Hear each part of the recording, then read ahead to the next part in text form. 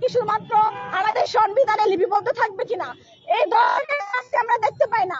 সম্প্রতি যে ঘটনা ঘটেছে আসিয়াকে নিয়ে, একটা বাচ্চাকে নিয়ে, একটা শিশুকে নিয়ে, সেই ঘটনার প্রেক্ষিতে আমরা আমাদের এই মশাল মিছিলের আয়োজন করেছি। আমরা বলতে চাই, এই ধর্ষকের সাথে জড়িত 3 জন পুরুষ, 1 জন মহিলা। আমি আবার মেনশন করতেছি, 1 জন মহিলা। আমরা 3 জন ধর্ষকের যেমন শাস্তি চাই, প্রকাশ্যে ফাঁসি চাই, একই সাথে যে মহিলা শাশুড়ি যে এই ধর্ষকের কাজে সহযোগী ছিল তারও প্রকাশ্যে ফাঁসি চাই। আমরা শুধুমাত্র 3 জন পুরুষের শাস্তি চাই না, আমরা 1 জন মহিলার শাস্তি চাই। আমরা অবিলম্বে শুধুমাত্র এই অ্যারেস্ট নাটক আমরা আর দেখতে চাই না। এই অ্যারেস্ট নাটক আমরা আর দেখতে চাই না। আমরা প্রকাশ্যে ফাঁসি চাই। আমরা আমাদের প্রশাসনকে বলতে চাই যে আপনারা আপনাদের আইনগত ব্যবস্থায় যদি ল্যাকিংস থাকে, আপনারা আইনগত বিধান করেন। দর্শক প্রমাণিত হলে তার একমাত্র শাস্তি হবে মৃত্যুদণ্ড।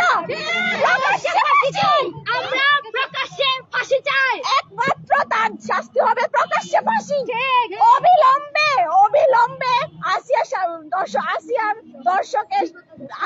সাথে সংশ্লিষ্ট যে ধর্ষক, এই 3 জন এবং 1 জন মহিলা, তাদের শাস্তির পাশাপাশি দর্শকের বিগত সকল দর্শকের বিচার করতে হবে এবং দর্শকের ব্যাপারে কঠোর আইন প্রণয়ন করতে হবে এবং সেই আইনের কার্যকারিতা চাই। আমরা শুধুমাত্র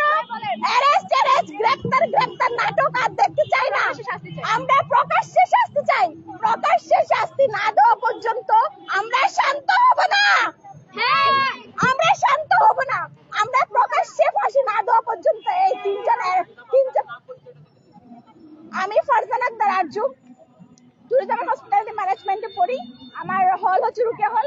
আমি আমার একার পরিচয় দিতে চাচ্ছি না, আমরা সবাই রুকিয়া হলের। আমাদের একটাই পরিচয়, আমরা রুকিয়া হলের সাধারণ শিক্ষার্থী।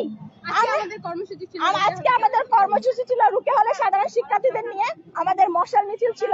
আমরা আবার আমাদের প্রশাসনকে ওয়ার্নিং দিতে চাচ্ছি, অতি দ্রুত যদি এই 3 জন এবং ওই মহিলা সহ 4 জনের বিচার কার্যকর করতে হবে। পাশাপাশি বিগত বছরগুলোতে যত রকমের ধর্ষণের শিকার হয়েছে আমাদের মেয়েরা, তাদের প্রত্যেকের আমরা বিচার চাই এবং দর্শক প্রমাণিত হলে তার আর কোনো শাস্তি নাই, তার একটাই শাস্তি, সেটা হচ্ছে প্রকাশ্যে মৃত্যুদণ্ড, প্রকাশ্যে ফাঁসি। ধন্যবাদ।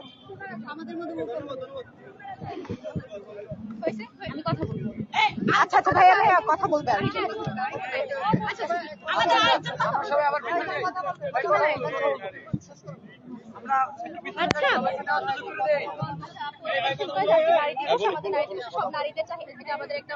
আচ্ছা, আজকে তো নারী দিবস, আমাদের সব নারীদের অন্যতম চাওয়া হচ্ছে ধর্ষকের প্রকাশ্য ফাঁসি। আচ্ছা দেখুন, আমাদের দেশে এত ধর্ষণের প্রবণতা যে বেড়ে যাচ্ছে, তার অন্যতম কারণ হচ্ছে আমরা তো ধর্ষকের প্রকাশ্য ফাঁসি দিতে পারতেছি না।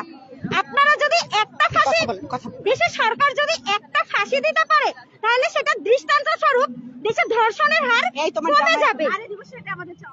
দেখুন, এই যে নুসরাত, তনু, তারা তো হারিয়ে যায়। আমার দেশের সরকার ধর্ষককে অ্যারেস্ট করছে, মাসের পর মাস, বছরের পর বছর তাকে জেলে রাখছে, কিন্তু ধর্ষকের তো ফাঁসি হচ্ছে না। এই যে একটা নির্ভয়, এই যে একটা ডোন্ট কেয়ার ভাব, এখান থেকে কিন্তু মানুষ ধর্ষণের প্রতি একটা সাহস করে।